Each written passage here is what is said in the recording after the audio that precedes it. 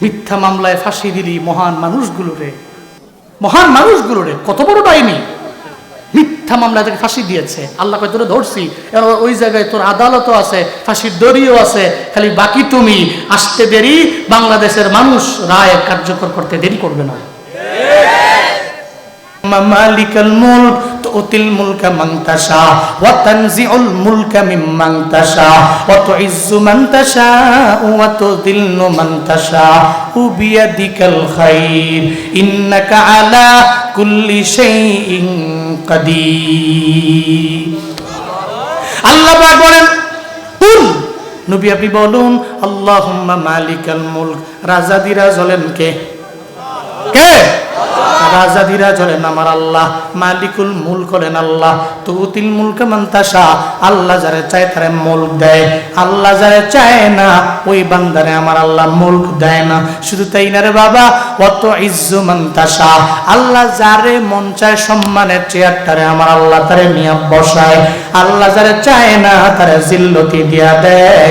সর্বময় ক্ষমতার মালিক একজন, চিল্লা বলেন তার নাম কে? সর্বময় ক্ষমতার মালিক আমার রব। আপনার নেতার পাওয়ার আছে, তবে আল্লাহর পাওয়ারের কাছে আপনার নেতার পাওয়ার জিরো। কি? আপনার হুজুরের পাওয়ার আছে, আপনার হুজুরের পাওয়ার এত পাওয়ার, কিন্তু আল্লাহর পাওয়ারের কাছে জিরো। আপনার যত পৃথিবীর বড় নেতা খেতা, বড় টাকাওয়ালা, বড় ধনী আছে, সব ধনীদের পাওয়ার আল্লাহর দরবারে জিরো। আল্লাহ কয় ইন্নাকা আলা কুল্লি শাইইন কাদির, ও বান্দারা সব বিষয়ের উপরে ক্ষমতা রাখি আমি আল্লাহ। আমি আল্লাহই তো পাওয়ার দেখাইতে পারি, কিন্তু মানুষ কেন পাওয়ার দেখায় আমার বুঝায় না। মানুষ দেখবেন হাতের বড়াই করে, বডির বড়াই করে, কণ্ঠের বড়াই করে, মানুষ দেখবেন টাকার বড়াই করে, মানুষ বাড়ির বড়াই করে, গাড়ির বড়াই করে। কেন করে আমার বুঝায় না। অথচ মরণের কোনো গ্যারান্টি নাই। যার মরণের গ্যারান্টি নাই তার দ্বারা জীবনেও কোনোদিন অহংকার মানায় না। মরণের যার গ্যারান্টি নাই, আজকে এখান থেকে বয়ান শুই না আপনি বাড়ি যেতে পারবেন, এই ব্যাপারে কোনো গ্যারান্টি আছে? আছে নাকি? পৃথিবীর কোনো ডাক্তার দিতে পারবে না, আপনার মা বাবা দিতে পারবে না, কেউ দিতে পারবে না, কারণ মরণের কোনো গ্যারান্টি। মরণের যেহেতু গ্যারান্টি নাই, কোন দিন আমি মরে যাব আমি জানিও না। এজন্য অহংকার আমার দ্বারা জীবনেও মানায় না। আমার মরণ আসিবে কখন কেউ তো জানে না, আমার মরণ আসিবে কখন। পারেন না আপনারা? সবাই বলা লাগবে, আমার মরণ আসিবে কখন। আমি মরে গেলে আমায় তোমরা ভুইলা যাইও না, আমি মরে গেলে আমায় তোমরা ভুইলা যাইও না। আমার মরণ আসিবে কখন, আমার মরণ আসিবে কখন কেউ তো জানে না। এই দুনিয়ায় চিরজীবন থাকার জায়গা না, অন্ধকার কবর যে আমার আসল ঠিকানা।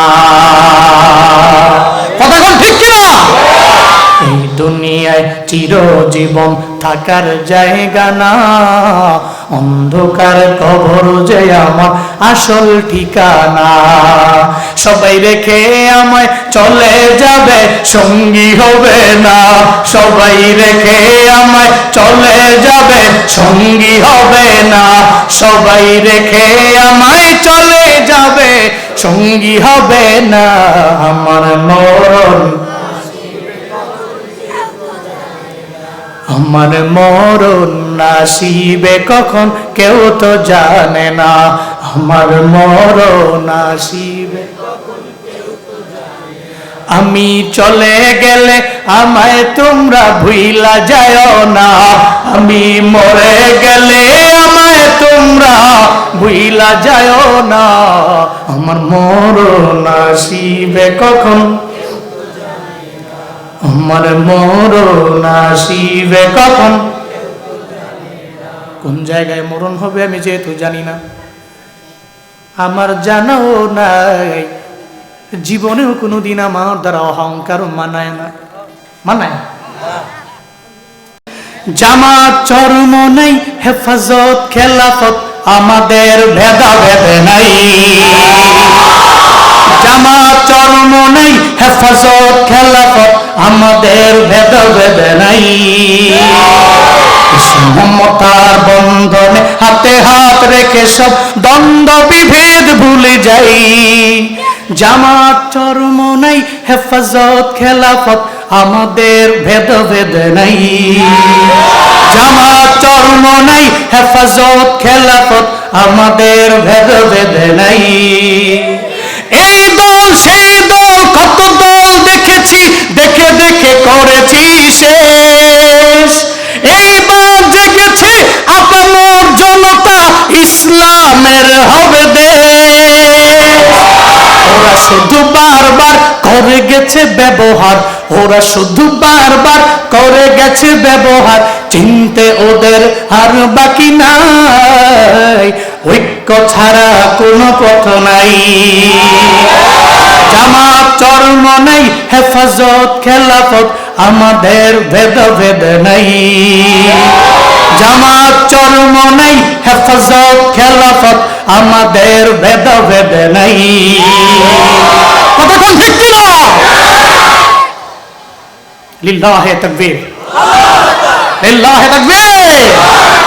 দুনিয়ার মুসলিম, দুনিয়ার মুসলিম, দিন ইসলাম, দিন ইসলাম। লিল্লাহে তাকবীর। আল্লাহ আমাদের তাকবীর গুলো কবুল করেন, আরো জোরে পড়েন আমিন। আমরা জালেমের পক্ষে না, মজলুমের পক্ষে।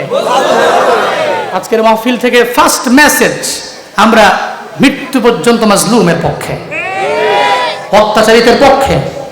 নবী ছিলেন মজলুমের পক্ষে, জালেমের পক্ষে নয়। তাই নবীর উম্মতেরাও মৃত্যু পর্যন্ত এই মিশন চালু করবে, আমরাও মৃত্যু পর্যন্ত নবীর মতো মজলুমের পক্ষে। নবীজি পক্ষে ছিলেন বেলালের। কার পক্ষে? নাকি উমাইয়ার? কার পক্ষে? তাহলে উমাইয়া ছিল জালেম, হযরত বেলাল ছিলেন মজলুম, ঠিক কি না? নবীজি উমাইয়ার সাপোর্ট করেনি, নবী সাপোর্ট করেছে বেলালকে। এর মানে নবীজির পুরো জিন্দেগিটাই মজলুমের পক্ষে নবী ছিলেন। আল্লাহ আমাদেরকে তৌফিক দান করেন। আমি বলতেছিলাম উকিল, কি মনে আছে নি?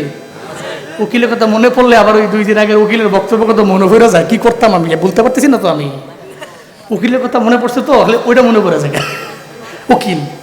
কিন্তু সূরাতুল মুলক কেমন উকিল? দুনিয়ার উকিল তো দৌড় মারে, সাপের মতো মুর দিয়ে জায়গা টাকা টুকা খাইয়া দৌড় মারে। কিন্তু সূরাতুল এত কথা কবে রে, একেবারে চুপ, কিপ সাইলেন্ট। হাসেন না, মনে করছে হাসুন না হুজুর, হাসুন না হুজুর না। জোরে কোন মার হাবা, জোরে কোন মাশাআল্লাহ। মাঝে মাঝে একটু দাম দাম না কইলে বুঝেন নাই। আল্লাহ কবুল করেন, সকলে পড়েন আমিন। তাহলে সূরাতুল মুলক উকিল হবে বান্দার জন্য। কার জন্য? বান্দার জন্য। এমন উকিল আপনারে ছেড়ে যাবে না। হাসরের ময়দানে যেই বান্দা জাহান্নামের দিকে দৌড়ে যাবে, সূরা মুলক যে বান্দা সামনে দাঁড়ায় যাবে, আল্লাহ এর কই দাও কয়ে জাহান্নামে দেই। আল্লাহ কয়ে, এই সূরা মুলক তুই কেন আমারে দাঁড় করাইলা? কেন তারে জাহান্নামে দিতে পারবো না? দিতে পারবা না কেন? আমি সূরারে ও এত কষ্ট করে করে রাতের বেলা পইরাই ঘুমাইলো, কোন গুনাহের কারণে ও জাহান্নামে যেতে পারে না। সূরা মুলক কালুতি করবে, আল্লাহরে বলবে, ও আল্লাহ তারে জাহান্নাম থেকে ফিরাইয়া জান্নাতে দিয়া দাও। আল্লাহ পাক বলবে, ও ফেরেশতা ওরে জাহান্নামে দিও না। সূরা মুলকের পাওয়ারের কারণে সূরা মুলক যে বান্দাটা পাঠ করলো, পঠন করে নিল, বহুল পাঠ করলো, এই বান্দারে জাহান্নামে দেওয়া যাবে না। ওরে জাহান্নাম থেকে ফিরাইয়া জান্নাতে ঢুকা। আতিনা ফি দারে দুনিয়া না হাসান হাতিনা ফি দারে উকবা না হাসান ইয়া গিয়াসাল মুস্তাগীসি নাহদিনা লফদিকারা বিল উলুমে ওয়াল গিনা হর গরিবে নেক তু তৈয়ার है झूना मंगे उस्त तू बेजारो है। सूरह मुल्केर पाठ करने वाला এত দামি আব্দুল্লাহ ইবনে মাসউদ রাদিয়াল্লাহু তাআলা আনহুর বর্ণনা। হ্যাঁ, এনায়েতপুরের মুসলমানেরা একটু মনোযোগের কান লাগায় শুনেন রে বাবা। যেদিন আপনি মারা যাবেন, কবরের মধ্যে চলে যাবেন, ওখানে আপনি একা, ওখানে কেউ নাই। আছে? দুনিয়াতে যেখানেই যাবেন ওখানে দেখবেন ডানে বামে লোক পাওয়া যায়।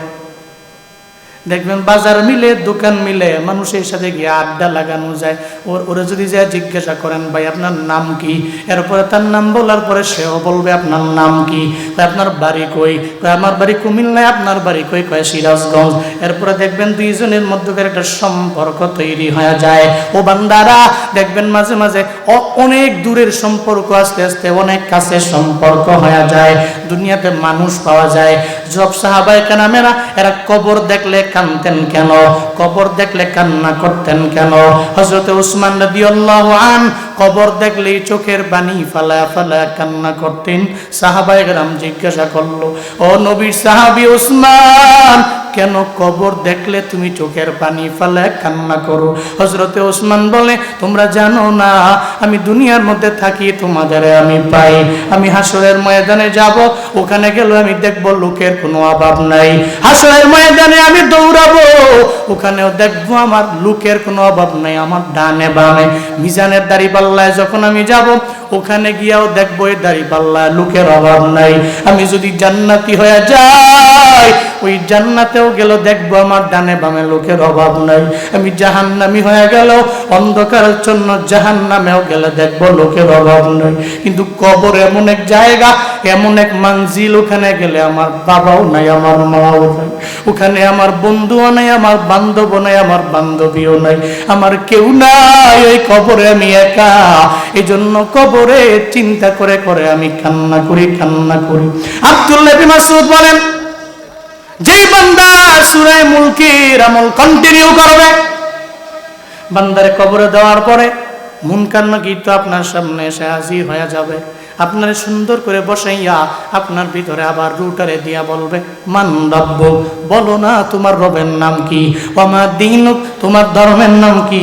ওমান হাযার রাজুলুল্লাযী বুইসা ফীকুম।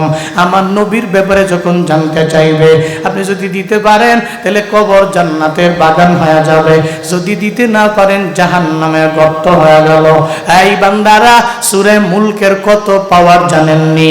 আযাবের ফেরেশতারা আযাব দেওয়ার জন্য ওই বান্দার পা বরাবর যখন এসে হাজির হয়ে যাবে, যখন পা বরাবর আসবে, সূরা মুলক যা দাঁড়ায় যাবে। কি জন্য আযাব দিবে বান্দার পায়ের মধ্যে? কয় বান্দা তো অন্যায় করলো, এই জন্য তার পায়ের মধ্যে আযাব দিতে আইলাম। কয় পারবি না? কয় কেন পারবো না? কয় সে তো রাতের বেলা ঘুমানোর আগে আমি পায়ের উপরে ভর করে সে আমারে পড়লো, এই পায়ের মধ্যে জীবনে কোনোদিন একটা টোকাও তুমি দিতে পারবা না। সূরা মুলক দাঁড়ায় যাবে, এরপরে পা দিক থেকে চলে যাবে বুকের বরাবর, ওখানে গিয়েও যখন আযাব দেওয়ার জন্য চেষ্টা করবে, সূরা মুলক দাঁড়ায় যাবে, ওর বুক বরাবর আযাব দিতে পারবা না। কেন? কই সে তো বুকের মধ্যে আমারে ধারণ করলো, তার বুকের মধ্যে একটা টুকাও দিতে পারলো না। এরপরে বুকের মধ্যে আযাব দিতে না পাইরা চলে যাবে মাথার বরাবর, ওখানে যাওয়ার পরে আবার যখন আযাব দিতে চাইবে, সূরা মুলক গিয়ে সামনে দাঁড়ায় যাবে, সূরা মুলক বলবে তারে মাথাও দিতে পারবো না। কই কেন দিতে পারবো না? কারণ হলো এই বান্দা তার ব্রেইনে আমি সূরাতুল মুলকের বান্দা সংরক্ষণ করে নিল, সেভ করে নিল, তার মাথা বরাবর আযাব দিতে পারবা না। এবার আযাবের ফেরেশতা বলবে, ও সূরা মুলক তুমি আমারে জানাও, তার কি কারণে তুমি তারে আযাব থেকে বাঁচানোর জন্য বারবার তুমি বলো, কয় তুমি জানো না সে তো আমারে পাঠ করনেওয়ালা, আমি চাই না তার বডির মধ্যে একটু আযাব তুমি দাও, একটা বাড়ি তুমি দাও, তার কবরের মধ্যে একটা সাহাব তুমি আইনা দিয়ে দাও। এটা সূরা মুলক হইয়া আমি জীবনেও কোনোদিন চাইতে পারি না।